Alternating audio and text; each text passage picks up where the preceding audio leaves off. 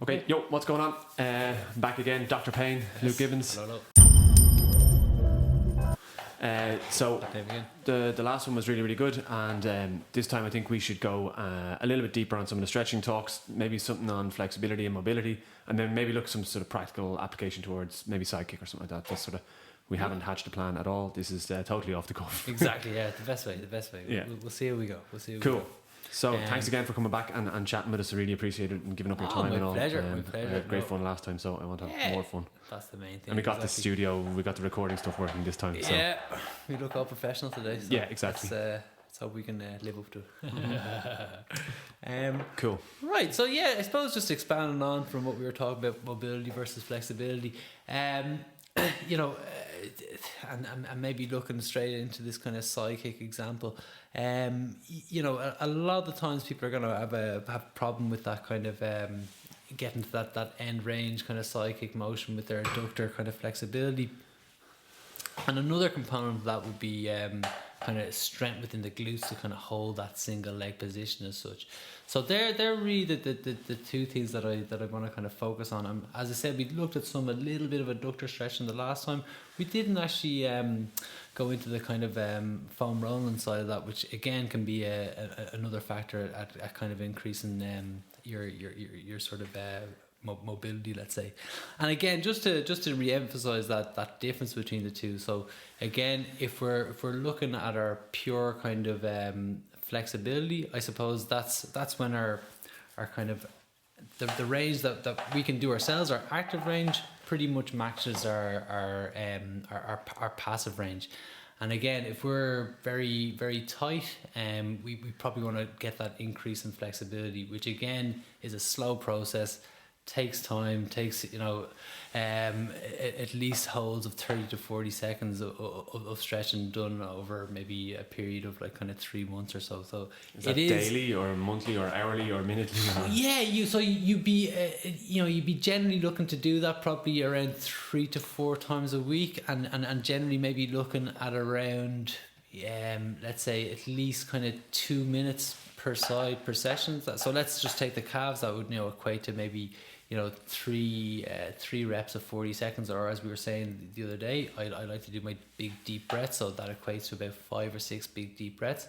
Mm-hmm. So you'd be looking to do that 3 times of your 5 to 6 deep breaths on each side, and as I said, probably around four times a week or so, something like that at least, over about a 3-month period. So look, it's a kind of slow process, and again.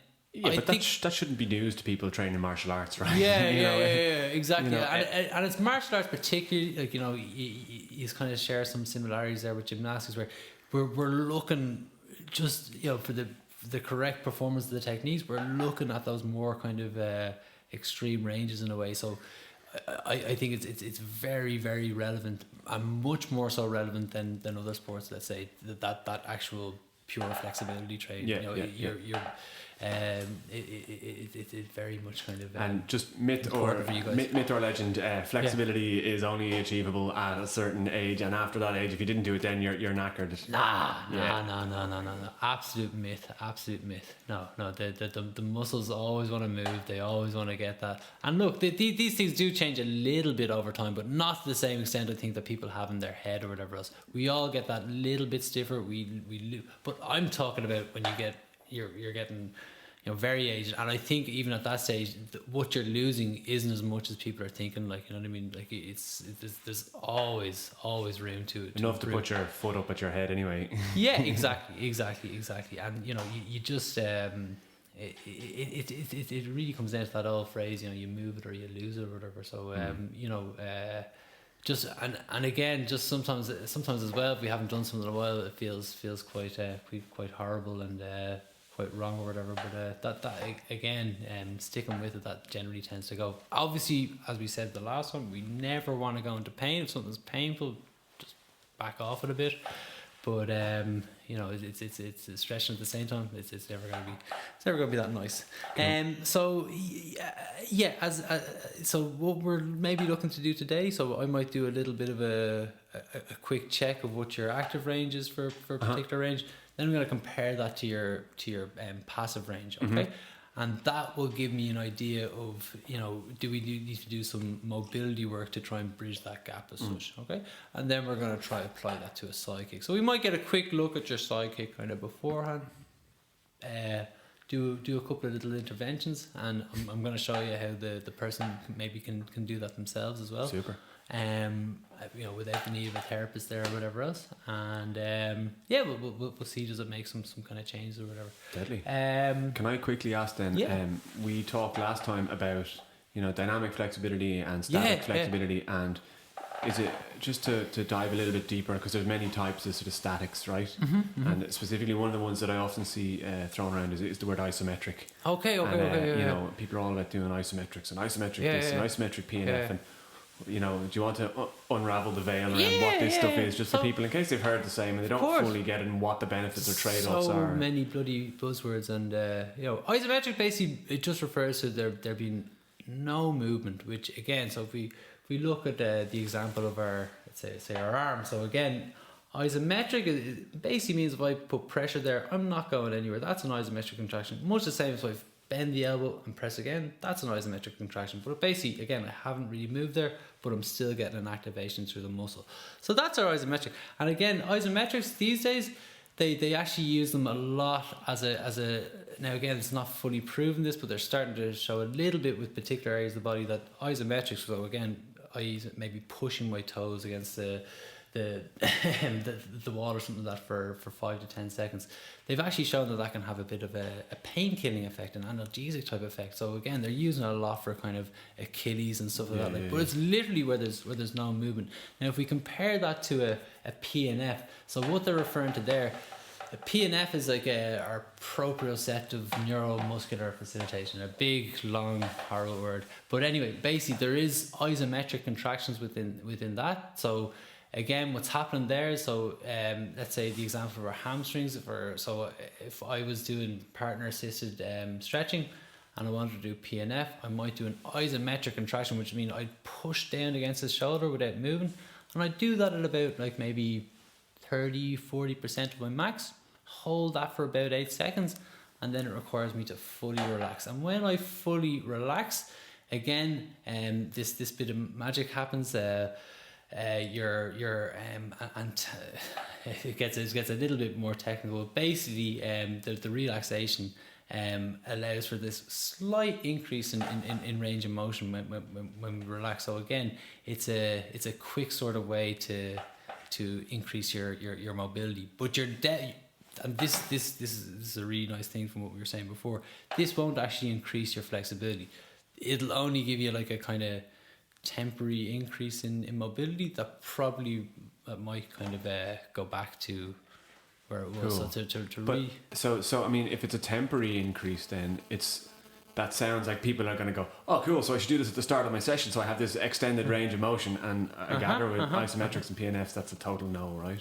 But like it mightn't be the like as part of a dynamic warm up or whatever else, like it mightn't be the worst idea, because again, you still are kind of contracting the muscle a little bit. It's not as if you're doing like a big long hold or anything, so you're still getting some muscle activation.